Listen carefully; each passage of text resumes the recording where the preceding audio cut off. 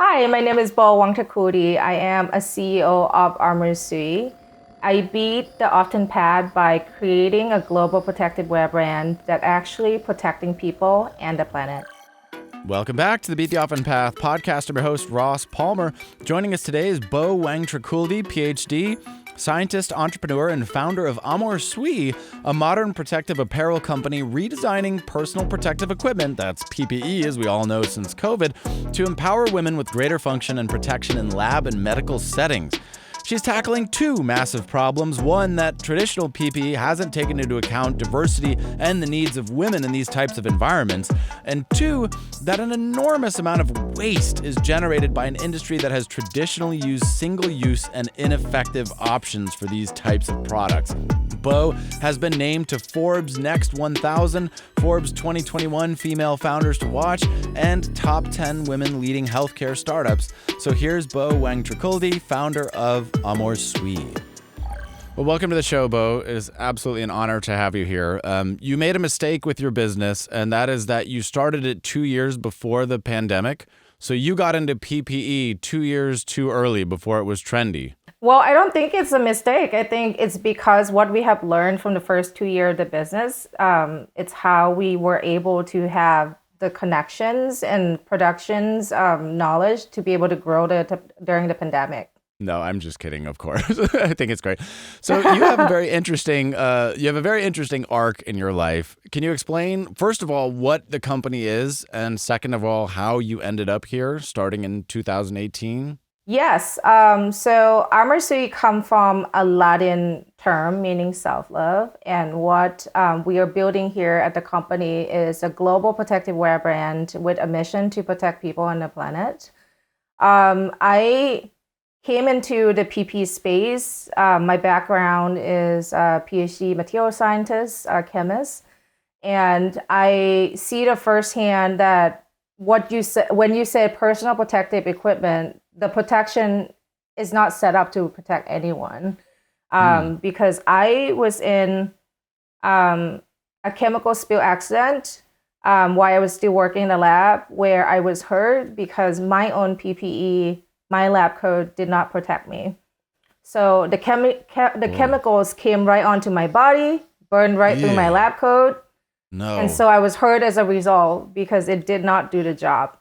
And because I was going through the process of trying to find something where I could feel safe to go back to work again, and did not find a solution for myself, and really discover that the market was valuing the bottom line than the safety of the people. That's why I started the company that really focusing on the user of the PPE themselves. Chemistry was my worst subject in high school by far. I tried my best. I just couldn't wrap my head around it. So have you always been interested in chemistry and science? Have you always excelled at it for as long as you can remember? Not really. I think similar to everyone that's trying to find a path, that was in high school, where science become a really big part of me. I always been interested in math. But once you get really complicated like calculus, then I lost the interest in math. I'm with you. And science has been something that I'm already interested in, because it's about the subject of finding solution to solve the problem. And I'm really interested in, doing something new and innovative. I think this is a part of me that's always been with me from the beginning. And just, the finding solution to solve the problem part of science just really attracted me. And it came to be that chemistry was kind of combination of science and also math. So that's ultimately what I went into. That's great. See, I had that experience as well. I was always best at math in high school. Went through calculus 1, calculus 2, calculus 3. Technically, I did better in math than anything. And then I got to college and I went to 1 day of a college mathematics class. And then I dropped out and I quit math forever. I said, I can't understand this. I was so good and I thought I was going to do that. I went to 1 day, I took some notes, and then the very next day I dropped out because I couldn't wrap my head around. You're talking about 20 dimensions and things that you can't even theoretically conceive of. How do you apply this to anything anymore? So. Yeah. It's like, I cannot imagine anything we are discussing, and it's impossible to imagine. Like, how do you do math in the 18th dimension? It's like, okay, I'm out of here. What was the first product, or what was your initial concept that you had at the beginning? Because I think you've probably expanded it a little bit over the last few years. Yeah, we definitely have the first original idea, and it's came from all the conversation I have with women scientists at the time, which are that they said they got hurt in the lab because the lab coat did not protect them. It's too big. Wild. It's not fitted. And they wish that there's a way they could wear more professional clothes under the lab that don't have to be scared of getting it burned or destroyed while doing work. So it's kind of like bench to boardroom outfit under a lab coat in case the lab coat won't work. Does that make sense? So what you could have done, it does make sense, but I think you made a big mistake, because what you could have done when you got burned, if the woman who spilled hot coffee on herself from McDonald's has taught us anything, that should have just been a multi-million-dollar lawsuit, all said and done, never need to work again, no need to build a business. You're right. So you made it very hard for yourself. Yeah, you're right. Sometimes entrepreneurs take a really strange path to get to one way to another, but we all learn from the experience one way to another. So the original idea was more fashionable, functional bench to the boardroom, protective apparel that could act as like an additional apparel under a lab coat. So when you had the idea and you recognized the gap, what steps did you take to bring your idea into the real world? How did you begin building this thing, and how did you know what it should protect against? I'm assuming, based on my limited knowledge, that there are many different chemicals or types of incidents that can happen. Yeah, and this is our process now with the business. We always start from the customer and potential user. Even before designing anything, I had over 100 conversations, like face-to-face or on a phone call, like a real-life conversation with over, 100 women scientists before we get started.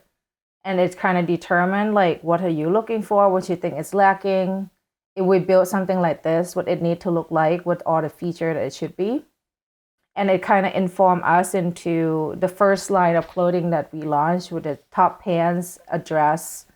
That then I go into a product development where I look at the textile myself, because that's where my background is from.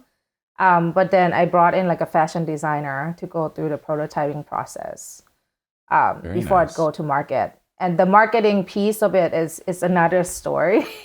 Because, when you put product in the market and do a marketing, it's another beast of itself.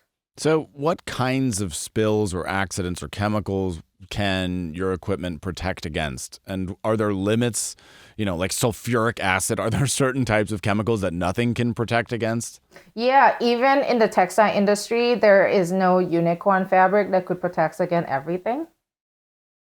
We separate our product line into fluid repellent. Okay. And also more like a flame retardant, chemical protection.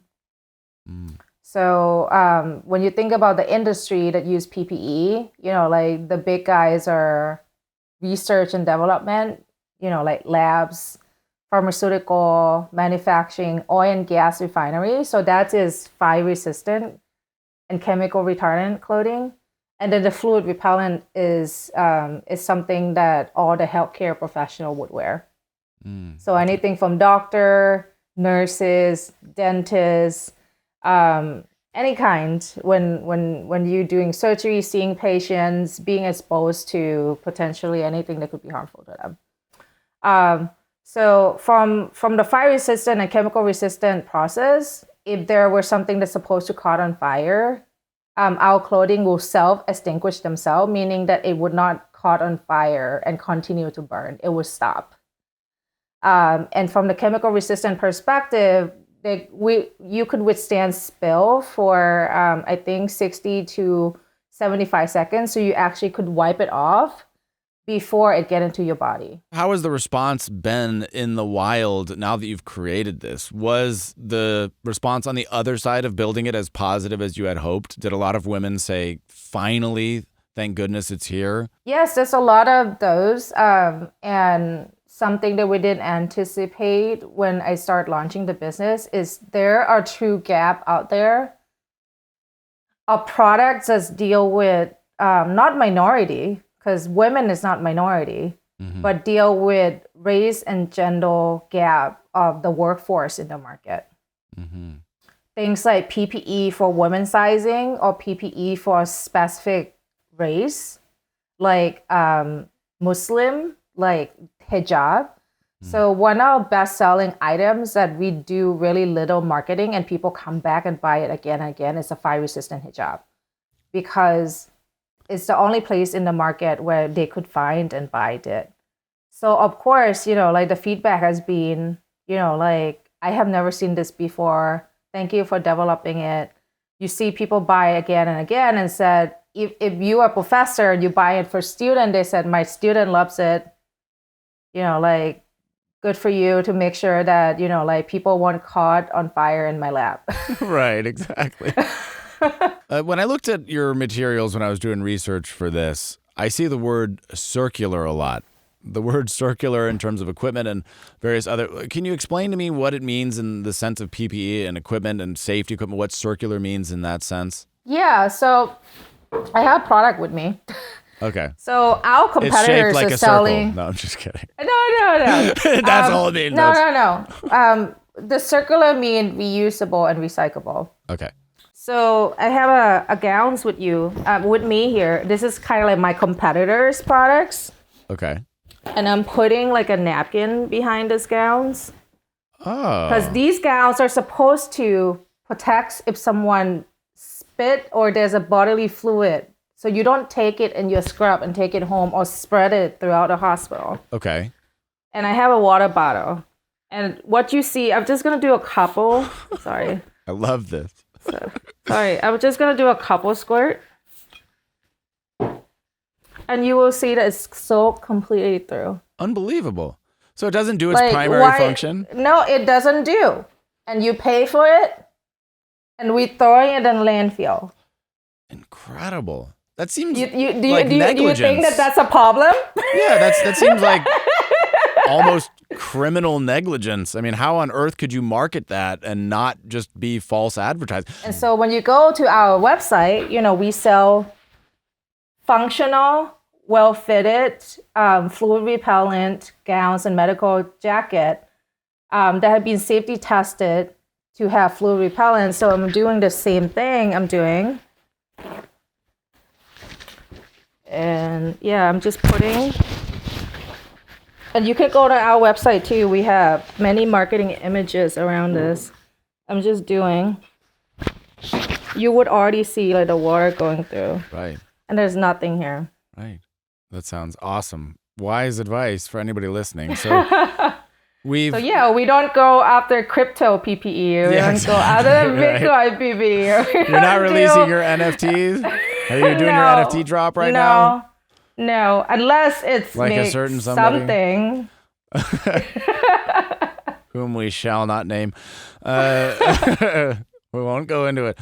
But that is awesome. Well, let me be the one to be in your corner and to cheer you on. I think it's great that you've done this and that you have a mission, and also the greater goal that you have, I think, is excellent. And I hope that you're able to make a dent in both the healthcare industry from a sustainability perspective, which would be one win, but also from an equity and inclusion perspective, which would be another very big win. So you're sort of tackling a couple of very interesting and good problems at the same time, which I think is really awesome. And that's what drew me to your story in the first place. Now that we have reached the end of our hour, I'd like to give the floor to you to wrap up this episode. So anything you want to promote or mention, or if there's a parting word of wisdom, now is the time. You can finish us off here. Yeah, so, check out Amor if you have healthcare professionals in your network, family, friends. Make sure you tell them about us. And it's not just healthcare professionals. We also sell fire-resistant, chemical-resistant products for many industry. Like you said, like research, pharmaceutical, oil and gas refinery. And my advice is if you have something you're passionate about, just write down one or two things that you can do today to validate your ideas or moving it forward. Again, for me, those little steps add up over time and they get me to where I need to be. That's excellent. And that website is amorsui.com, right? Yep. Okay, we got it. All right. Well, thank you very much, Beau. It's been an absolute pleasure. And with that, the official podcast recording is over. Thank you so much.